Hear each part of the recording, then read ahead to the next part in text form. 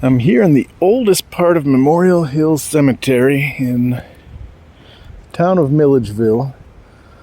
Here looking for a couple of graves that have some very interesting ghost stories behind them. I don't know if we'll find the graves because this cemetery is just massive. People have been buried here.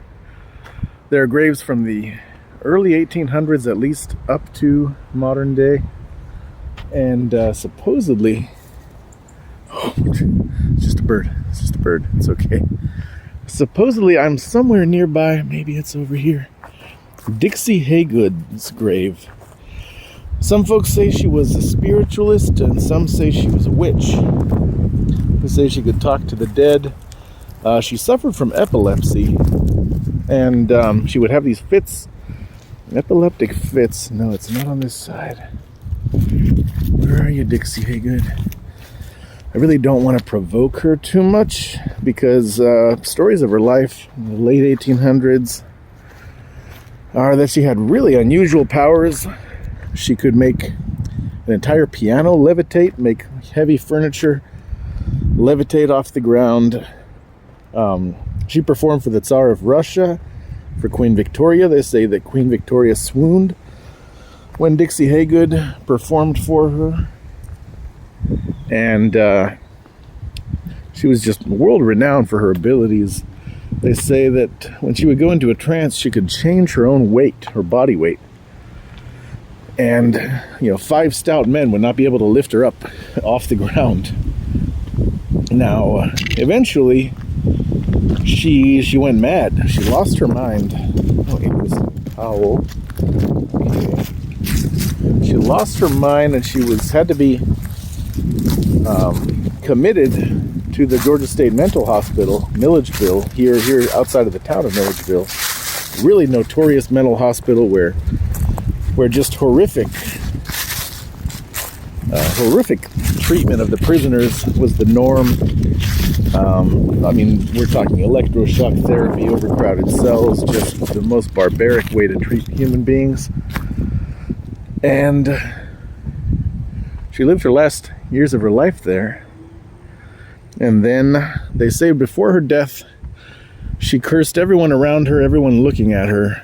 So they say you're not supposed to stand between her grave and the sun now, which is why I've been walking on this side of the road. The sun's over there right now. And her grave is somewhere over here on the left side of things is where she's buried. And this is all the oldest part of the graveyard according to the map. So I'd just as soon not get too close to her grave. Now they say she even cursed the man buried next to her. They say she resents having to share that space with another family. So they say that the family plot next to her grave, it's always sinking. There's a sinkhole there that they can't explain. Workers here have filled it in with rocks, concrete, anything you can imagine, and it keeps on sinking. And they say that the ghost of the witch, the ghost of Dixie Haygood, has cursed that grave, and she refuses to share that space with him. Now there's a mausoleum here. Ooh, this might be it. There's a mausoleum of William Fish that I was looking for. Now that has an interesting story. Let's see if this is it. Because this is the oldest, they say. Let's take a look here. Nope. No, we're looking for a mausoleum. Like a red brick mausoleum. Now the mausoleum, the interesting thing about that is far too modern. The interesting thing about William Fish is he had the mausoleum built for his daughter and his wife. They both died of, I can't remember, dysentery or tuberculosis. Tragic death, and he was just heartbroken, devastated by it. So he had that fancy mausoleum built, kind of working through his grief, and still wasn't able to work through it, wasn't able to recover. So after the mausoleum was finished, they say that he walked in, brought his own favorite rocking chair into the mausoleum, sat down, got comfortable, pulled out his pistol, and shot himself in the head so that he would forever be by their side with his daughter and his wife. So in that mausoleum, I haven't been able to find it. William Fish's mausoleum. They say though that if you go up, there's a door on that mausoleum, and if you knock on that door, listen real carefully, sometimes you'll hear a faint sound of someone knocking back. Someone else in there saying hello. Let's check over here. Let's see these. Okay, we're looking very modern here. Deaths in the 2000s. Interesting. Now this one, this can't be it. This is. Oh, let's take a look though. This is beautiful. Let's let him rest in peace. Let's go check out one more potential. No, that's not it either.